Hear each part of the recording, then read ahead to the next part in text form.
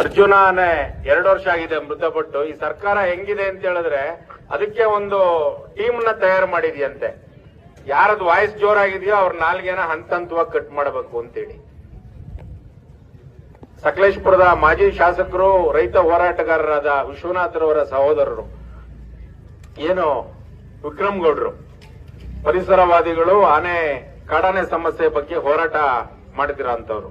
ಜೊತೆಗೆ ಎಡೆಹಳ್ಳಿ ಮಂಜುನಾಥ್ರವರು ನಮ್ಮ ಕರ್ನಾಟಕ ಬೆಳೆಗಾರರ ಒಕ್ಕೂಟದ ಉಪಾಧ್ಯಕ್ಷರು ಬೆಕ್ಕನಹಳ್ಳಿ ನಾಗಣ್ಣ ಒಳಗೊಂಡಂತೆ 19 ಜನರ ವಿರುದ್ಧ 2 ವರ್ಷದ ನಂತರ ಒಂದು ಪ್ರಕರಣವನ್ನ ದಾಖಲಾಗಿಸಿದ್ದಾರೆ. ಈಗ 6 ದಿವಸದ ಹಿಂದೆ ನಾನು ಮೊನ್ನೆ ಕೂಡ ಕಣಗುಪ್ಪಲ್ಲಿ ಏನು ನಾವು ರಸ್ತೆ ತಡೆ ಮಾಡೋಂತ ಸಂದರ್ಭದಲ್ಲಿ ಕೂಡ ಹೇಳಿದ್ದೆ. ಯಾಕೆ ಈ ಮಾತನ್ನ ಹೇಳ್ತೀನಿ ಅಂದ್ರೆ, ಅವ್ರು ಪ್ರತಿಭಟನೆ ಮಾಡಿದ ಉದ್ದೇಶ ಕೇಳಿದ್ರೆ ಎಲ್ಲರೂ ಸುಸ್ತಾಗ್ಬಿಡ್ತೀರಿ. ಅರ್ಜುನ ಆನೆ ಸಾಯುತ್ತೆ, ಅದನ್ನ ಯಶ್ಲೂರ್ ಅಂತ ಅರಣ್ಯ ಭಾಗದಲ್ಲಿ, ಅರಣ್ಯದ ಮಧ್ಯ ಭಾಗದಲ್ಲಿ ಅಂತ್ಯ ಸಂಸ್ಕಾರ ಮಾಡ್ತಾರೆ.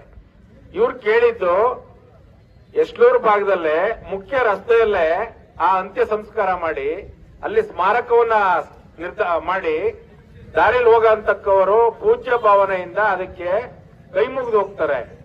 ಯಾಕೆಂದ್ರೆ ಅರ್ಜುನ ತಮ್ಗೆಲ್ಲ ಗೊತ್ತಿರಂಗೆ ಈ ರಾಷ್ಟ್ರದ ಸಾಂಸ್ಕೃತಿಕ ಏನು ಮೈಸೂರಿನ ಜಂಬೂ ಸವಾರಿ ಹೊರತಕ್ಕಂತ ಆನೆ, ಅದು ಸ್ಮಾರಕವನ್ನ ಎಲ್ಲರೂ ಕಣ್ತುಂಬಿಕೊಳ್ಳಿ ಅನ್ನೋ ಉದ್ದೇಶದಿಂದ ಕೇಳಿದ್ರು.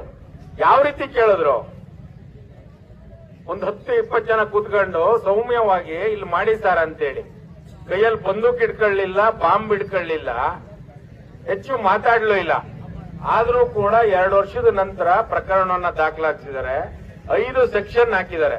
ಸ್ವಾಮಿಗೌಡ್ರಿಗೆ ಗೊತ್ತಿದೆ ಅನ್ಕೊಂಡಿದ್ದೀನಿ. ಈಗಲೂ ಕೋರ್ಟ್ ತಿರುಗ್ತಾ ಇದ್ದಾರೆ. ಅವ್ರ ಕೋರ್ಟ್ ಖರ್ಚನ್ನ ಅವ್ರ ಮನೆ ಜೋಬಿಂದ ತೆಗೆದುಕೊಡ್ಬೇಕು. ಯಾಕೆಂತ ಹೇಳಿದ್ರೆ ಯಾರು ನಮ್ಮ ಸಹೋದರ ಹರೀಶ್ ಮಾತಾಡಿದ್ರು, ಎಲ್ಲ ರೆಕಾರ್ಡ್ ಮಾಡ್ಕೊಂಡಿರ್ತಾರೆ ನಮ್ಮ ರಕ್ಷಣಾಧಿಕಾರಿಗಳು. ಸುಮಾರು ಅಲ್ಲಲ್ಲ ಮೂಲೆಯಲ್ಲಿ ಕ್ಯಾಮ್ರಾ ಇಟ್ಕೊಂಡಿದ್ದಾರೆ. ಯಾಕೆ ಅಂತ ಹೇಳಿದ್ರೆ ನಾವೇ ಅನುಭವಿಸ್ಬೇಕು. ಹಂಗಾಗಿ ಸೌಮ್ಯವಾಗಿ ಕೇಳೋಣ, ಕೂರೋಣ, ಧರಣಿ ಕೂರೋಣ, 24 ಗಂಟೆ ಕೂರೋಣ, 48 ಗಂಟೆ ಕೂರೋಣ. ಹಾಗಾಗಿ ಮಾತಾಡ್ಬೇಕಾರೆ ಸ್ವಲ್ಪ ಹಿಂದೆ ಮುಂದೆ ನೋಡಿ ಮಾತಾಡಿ ಅಂತ ಹೇಳ್ತಾ ಬಂಡೆ ರಮೇಶ್ ಅಣ್ಣವರು